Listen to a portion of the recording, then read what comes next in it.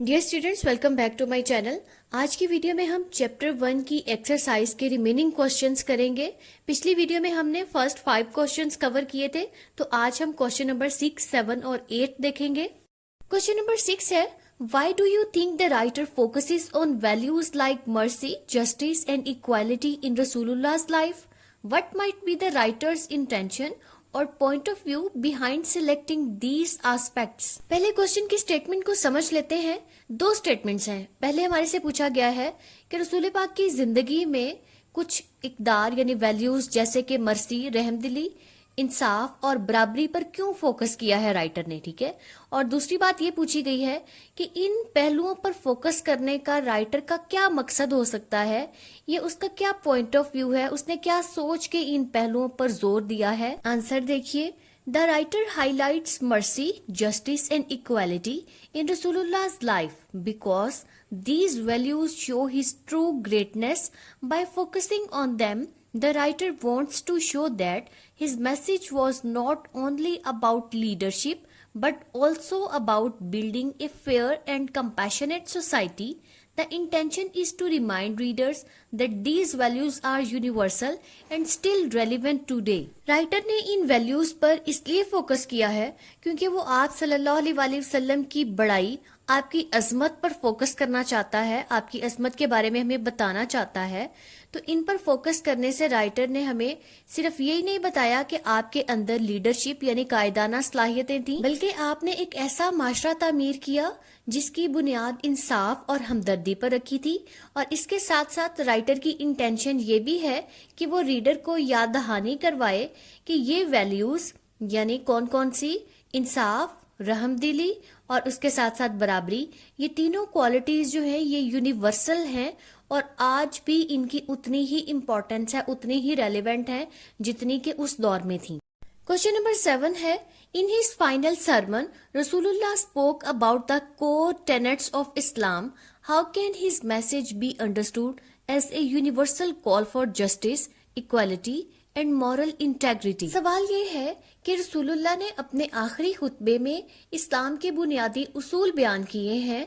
अब इस मैसेज को अदल, मुसावात और अखलाकी किरदार, मॉरल इंटेग्रिटी मतलब अखलाकी किरदार की आलमी दावत के तौर पर कैसे समझा जा सकता है? आंसर देखिए, इन हिज फाइनल सरमन रसूलुल्लाह reminded people that all humans are equal regardless of race, color or status, and that no one has superiority except through piety and good deeds.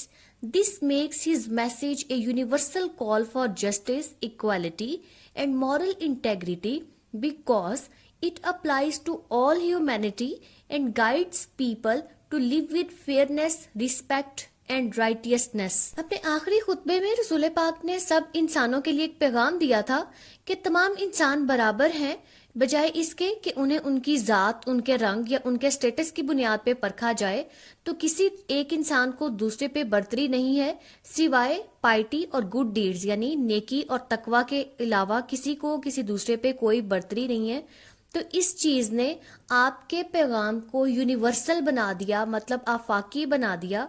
Universal call है ये justice के लिए यानी इंसाफ के लिए, equality बराबरी के लिए, मॉरल इंटेग्रिटी के लिए, क्योंकि ये वही चीजें हैं जो आज भी तमाम इंसानियत पर अप्लाई की जा सकती हैं और लोगों को गाइड किया जा सकता है कि किस तरीके से वो अपनी जिंदगी इंसाफ के साथ, इज्जत के साथ और अच्छे कामों के साथ गुजारें। तो इस तरह से आपका मैसेज एक यूनिवर्सल कॉल है। क्वेश्चन नंबर 8 देखें, describe the significance of the conquest of Mecca. How did रसूलुल्लाह's decision to declare general amnesty demonstrate his magnanimity and vision for a unified society? सवाल ये है कि फतह मक्का की अहमियत बयान करें और रसूलुल्लाह की तरफ से जनरल एमनेस्टी यानी आम माफी के ऐलान ने उनकी अजमत, इत्तेहाद के नजरिए को किस तरह से जाहिर किया है। मतलब सादा अल्फाज में आप ये कह दें कि आम माफी का ऐलान करने से आपकी अजमत कैसे जाहिर होती है। तो चलिए आंसर देखें।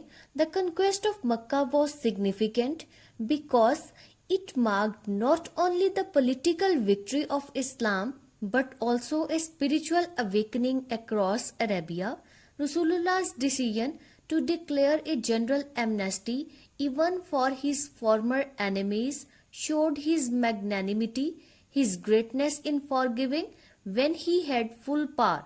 This act reflected his vision for a unified and peaceful society built on mercy and reconciliation rather than revenge. تو پہلی اسٹیٹمنٹ کا آنسر ہے کہ فتح مکہ کی سگنیفیکینس یعنی اہمیت یہ ہے کہ اس نے نہ صرف اسلام کی سیاسی وکٹری کو ظاہر کیا بلکہ عرب کی روحانی بیداری کا باعث بھی بنی. اور دوسری اسٹیٹمنٹ کا آنسر ہے کہ آپ صلی اللہ علیہ وآلہ وسلم نے جب عام معافی کا اعلان کیا حتیٰ کہ اپنے پہلے دشمن اور وہ دشمن جنہوں نے آپ کو بہت ستایا تھا آپ نے ان کے لیے بھی عام معافی کا اعلان کر دیا، تو اس سے آپ کی عظمت ظاہر ہوتی ہے کیونکہ آپ نے انہیں اس وقت معاف کیا تھا جب آپ کے پاس فل پاور تھی، یعنی آپ کے پاس مکمل طور پہ اپنے دشمن کو سزا دینے کی طاقت تھی، لیکن آپ نے پھر بھی انہیں معاف کر دیا. تو آپ کے اس عمل سے آپ کا ویژن ظاہر ہوتا ہے، یعنی آپ کے اس نظریے کا پتہ چلتا ہے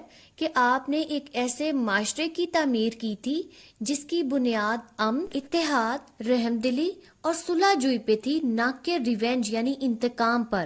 ڈیئر اسٹوڈینٹس، یہ تو تھے کوسچنز.